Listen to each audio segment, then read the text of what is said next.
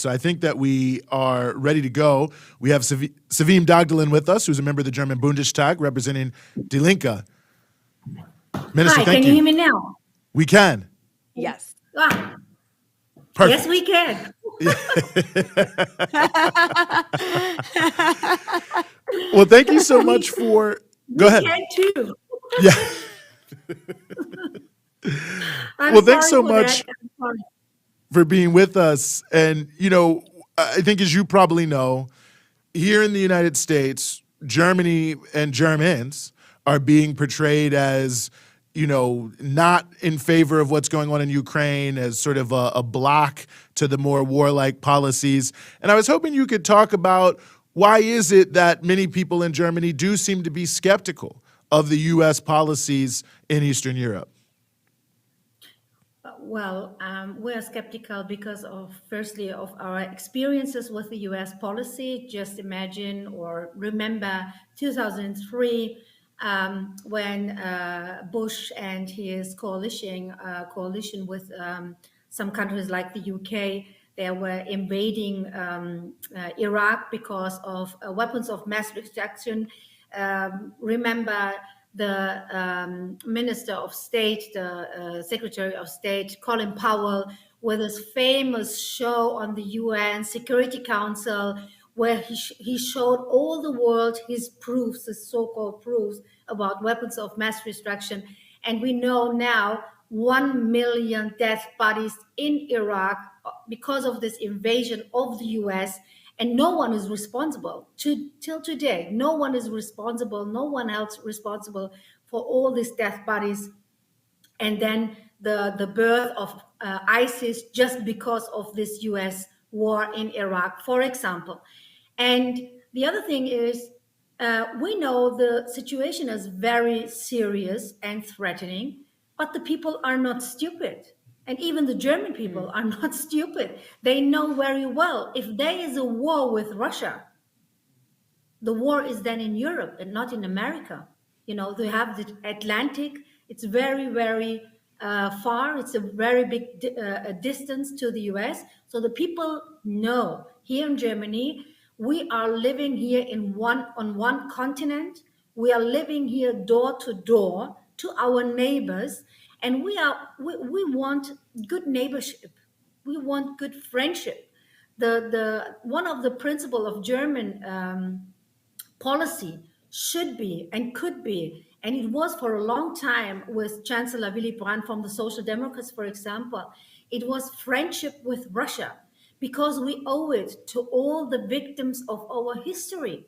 I mean, 2 times, 2 world wars, and 2 times the Germans attacked the Russians, and even Napoleon, the French, attacked Russians. It was never ever the Russians who are attacking other countries. It was always a victim of attacks and invasion plans. And that's why I think the people in Germany, they know still how it is to have a war, how it is to have destroyed states and cities, how it is to have nothing to eat. So that's why the people are very concerned. And what concerns us all is that the US administration apparently knows better when a Russian invasion will take place in Ukraine than the Russian government or the Russian president. And that makes us clear. I mean, that makes us asking, what does Joe Biden know what Putin doesn't know? And this is something which is really curious, and I'm very much concerned, because it wouldn't be the first false flag operation by the US or by allies of the US to provoke a military intervention. I mean, it's sure that the Russians have to intervene and react if there is a military attack at the Donbass by the Ukrainians, by the Azov battalion, the far right part of the Ukraine military service, and or other forces. We know from the French that the private sector of the French army is already since a few weeks in the region. And we know MI6, we know from CIA, and other services. They are already there in the region, and that is not a good build up. You know, all this build up leads to this question: who has the interest of the tensions? And a clear answer to that question of whose interests are served, and most importantly, whose interests are harmed by this easing of tensions, is provided by a single stock exchange report in these days. For example, the US fracking company, Occidental Petroleum, for example, in which Warren Buffett has a significant stake, lost 2.6% of its stock value on Tuesday, following the first signs of de-escalation when the German Chancellor Scholz was in Moscow speaking with Putin, and followed by a further 3.3% on Wednesday. So they lost a lot of percent and on their stock value, and the reason cited was the easing of tension on the Russian-Ukrainian border. Just imagine, because they're losing if we have a de-escalation, and they are winning if we have escalation and tensions. And the easing of tension serves the interests of people in Europe, but it is harmful to the share value of US fracking companies. And the worst thing is that the Biden administration is preoccupied by precisely that, the profits of the US fracking companies. And that's the problem. And that is something what the people are here in Germany and in Europe. They are not stupid. They know it, and they see it, and they can read about it, and they ask themselves, if the US is sanctioning Russia because they want to punish Russia for whatever reason, since 7 years we do have the sanctions. But one thing is I think it's very remarkable. Why is oil from Russia is not on the list of the sanctions? And I know, because the US is one of the biggest, receivers of Russian oil. Russian oil is exported to the US. It's the third biggest country from where the US has his oil, and that's why it's not on the sanction list. And this shows us the policy of the US is America first and Europe last.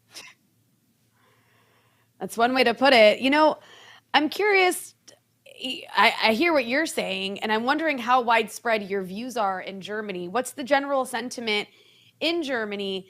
Because everything you're saying is basically that this US policy is actually very destructive for Europeans, for Germans, for Ukrainians, for Russians, and dangerous for people in this region. And so, if that's the case, is it leading people to question institutions like NATO, for example, or to question the relationship with the US and whether the US should be allowed to dictate to Germany, you know, who they should be buying gas from and what their policies on their neighbors should be? Is that a conversation taking place? Well, a lot of it. The thing is, we do have a distinction between the elite, the political elite, because the political elite in Germany and some other European countries in the last recent years, I would say, is very much changed. The elite is very much transatlantic, networked, and but the population thinks differently. You know, even though we do have a propaganda very much, mostly every day, against Russia, organized by these transatlantic groups and networks since years, the people of the Germany, the majority is against a war or confrontation and escalation towards Russia. The people in Germany, in a whole majority, it's 80%, about 75, 73, it's just changing sometimes. but more than 70% of the German population is always in favor with a friendship and good relationship and good neighborhood with Russia. And even though we do have such a propaganda on the Ukraine crisis, the US wants us, the Germans, to make arms sales, or just give it for a gift, not just sailing. They don't want to sell something to Ukraine. We are giving them as a present. So we should give them arms, German arms. And even though we do have all these, every day on television, in the press, in the newspapers, this propaganda, we should give them arms. 70% of the population is against the arms to Ukraine. They don't want it because they know arms are not a part of a de-escalation policy. It's a part of escalation. It's a part of raising tensions, and it's not a part of a peaceful policy at all. And so there is in the population there is a majority who are really supporting these positions. What I'm talking to you, that we don't want the dirty and more expensive fracking gas from the US. We do want the Russian gas, which is way cheaper than the US one. And it's actually way better for the climate change as well, And the people, they don't want this shit. And it was even when Chancellor Scholz was with Biden. I mean, just remember this meeting, this press conference. I mean, how do the Americans think? How the Germans think about a U.S. president who is saying on a press conference with the German Chancellor that he will kill a European Russian project named Nord Stream 2, where more than 100 companies from 12 European countries are involved in this private project. I mean, I have to say to Ben Norton, it's not a Russian European project. It's a European Russian private project. It's not the project of the state or the government of Russia. It's from Gazprom. It's a private sector, in this regard. It's a company. So 100 companies from 12 European countries are involved. They made an investment of more than 12 billion euros to this project. And the US president says, I will kill Nord Stream 2, and no, don't bother, and don't be concerned, because I can help you with my LNG fracking gas, And that shows us that the US has no allies. The US It really has no is allies. incredible. No, the US serves the policy of America first and nothing else. Nothing else. For a long time, there's nothing else. The Americans, they don't want the American administration. They don't want allies. They want slaves in the international policy. They want countries who are doing this, what the Americans want to. They have satellite states, satellite countries. That is what they want. And the first Secretary General of the NATO, Lord Ismail, he once said he was very honest, actually. He said that the Western Defense Alliance, the NATO, was created, and I'm citing him now, to keep the Americans in, the Russians out, and the Germans down. And that's the policy of the US. One thing that is so presented to Americans is that there is no alternative to NATO. It's the only solution for peace in Europe. So I ask you, if not NATO, then what? What are the alternatives for Europe? Well, I do not think that the NATO is a defense alliance or whatever. It's a war alliance, and under the order of the U.S. administration. And we saw it in Afghanistan, in Libya, in Syria, in Iraq, and so many other countries. So I think at latest, the point where the Warsaw Alliance pact was over and they said, okay, we don't want this anymore. At latest, NATO should have give up then. And the problem with NATO is they couldn't stop because of their hunger, or because of the imperial hunger.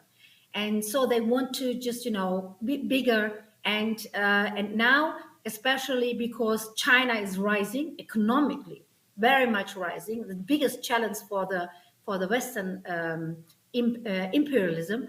So China is rising, and the US is going down. Not absolutely, but the tendency is going down. So they are more aggressive, more arrogant, and more dangerous, of course. And that means to us, for the Europeans first, I think we as Europeans, we do need a collective security system in Europe, which really is fulfilling the security interests of the Europeans and not the US. And if US is a very good friend and an ally, they would support us, because in Europe, stability and peace in Europe can exist only with Russia, not against Russia, not without Russia, only with Russia. And we must understand this principle. And the people in the US, they must understand this principle too, because it is vital for us in Europe. So if someone in the US wants to do the Europeans a favor, they should. They should support us to build a collective security system with the Russians. And I hope the French President Macron, of course, he is doing this for interior reason as well, because the elections are coming up. So he has to show profile. He wants to be the peacemaker and to win the elections. The same thing with the US. Joe Biden is very much under pressure. His Build Back Better bill is destroyed. He couldn't fulfill or give or deliver his proposals or his what he said in his electoral campaign. So he couldn't deliver this. So, and now he looks a little bit weak in the US and tries to to change the picture by creating tensions, creating international crisis. And I think for us Europeans is very, very much important. We want to have good relations with the US. Yes, of course, we know it from our history, and we owe the US a lot. But we live door to door with the Russians. They are our neighbors, and we should have good relationships with our neighbors as well. As I wish for the US that they would have good relationships and neighborhoods in Latin America, for example. Well, I'll tell you, I share that wish very much. Well, Minister, we really appreciate. Oh, please go ahead. I just want to add something. For having a good collective security system here in Europe, it is very much important that after the French left, the Russians left, the French left, the British left, the soldiers, it's very much damn time. It's really damn time that the US troops are leaving this country. And not only the troops, I would say they should get their nuclear weapons with them to the US as well. We don't want them. The majority of the people in Germany, they do not want these nuclear weapons here because it's a security risk for us, all of us. And we have, we have a resolution by the German Bundestag, the German Federal Parliament, since 2010. All the parties, they voted in favor of this resolution. Please pull back your nuclear weapon from German soil. And for that reason, I think it's it's very important to have a connection in the peace-loving people in both sides, in the US and in Germany and Europe. We know the transatlantic faults are very much connected, very much in media, in politics, in economy, everywhere. But we do have a really big lack. It's a very big mistake, and we should correct this one and build a very left, or let's say peaceful transatlantic partnership. Transatlantism is not wrong in a principle. We can have a left transatlantism. We can have a transatlantism of peace movements from the US and in Germany or in Europe. And that this would be my wish for the upcoming time between Germany and the US, that we can show that there is an alternative possible. You know, we do not have to have war just because of this transatlantic network of warmongers.